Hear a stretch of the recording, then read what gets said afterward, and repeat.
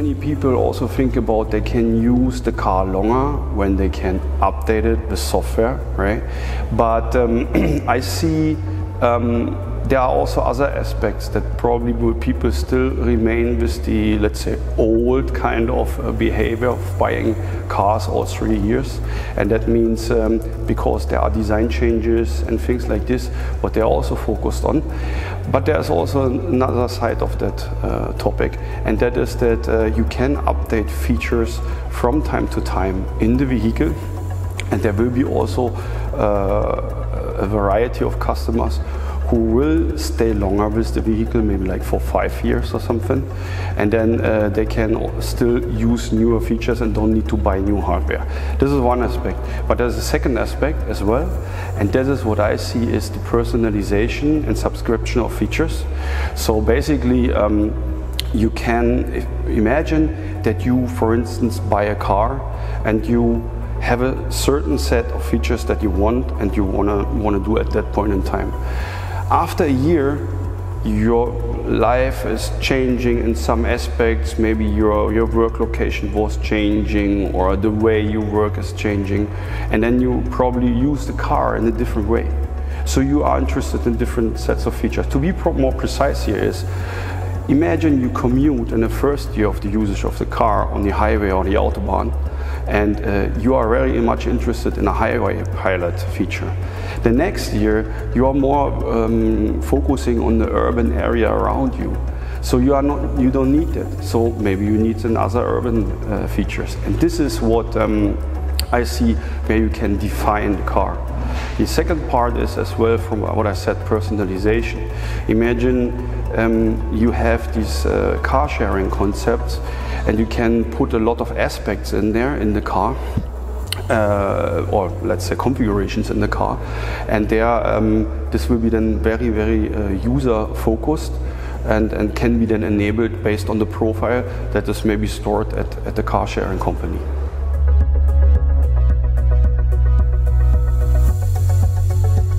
We in AEye, we are a technology provider of a LiDAR sensor, yeah? And we are really a technology provider. We are not looking into industrializing it, so we are providing the technology to tier ones with a close collaboration we have with Continental basically, and we see that the sensor also should be part of the update. And why is that the case? Because the sensor itself, you need to have also some software that knows more the hardware. If you only rely on the high computing platforms, they are not so much connected with the hardware of the sensors itself. And if you want to have more performance out of the sensors, more safety at the end, yeah, and more feature sets. So basically you also need to think about, okay, how can I use the sensor much more optimized? And this is what we look into in AEye. So we also have a concept where we can put the, let's say, the way how we gather data. And coming back to my example from before with a highway pilot, for instance, if you are on a highway, we can put the focus of our sensor much more for the far end. But if you go in a more urban environment, then we can put our sensor as well with much more data around your car, what you need. And that's also how your human eye basically works when you use it. And that's what we see, that we should adapt there with our technology and also the sensor. And that's what we see as a key for the future. And looking at this, there will be stages, in my point of view, how these sensors will be updated. Yeah? What I just explained, you can put in the beginning some single configurations on it, and then you can switch between these configurations. Once we have also more abilities of safety validation and fast download possibilities and so on, you can then also download immediately and then also use it. But we have all these validation restrictions still, yeah, and we also definitely need to look at this, right? I mean, we cannot just do some software updates and then an accident happens. That's, I mean, there we really need to look into. But that's what I'm saying. So there are different stages, but the technology is there.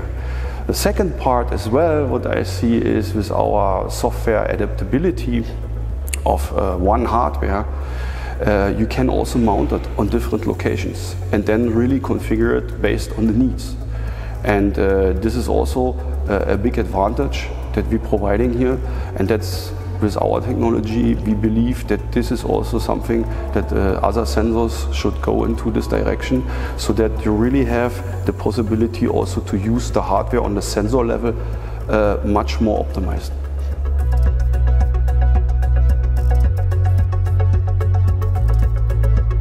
Validation is actually the key, what we need to look into here, so that also this will be really a breakthrough at the end in the industry. There are a lot of validation concepts already out there. I mean, it starts with the online calibration that is already available in cameras for years. It starts with shadow computing platforms in the car validating. You can also think about a mix between both, or just to have maybe some kind of shadow feature running in background with the new configuration and then exchange it after a few days or something. But these are all ideas, and I think there needs to be in the whole industry a much more closer collaboration between also public regulation agencies and OEMs, suppliers, aftermarket, third party and providers to get here the best solution and also the most safe solution for having the breakthrough at the end in the industry. But I'm a big believer that this will work out at some point in time, and I'm really looking forward to it, and I'm excited to be part of this game.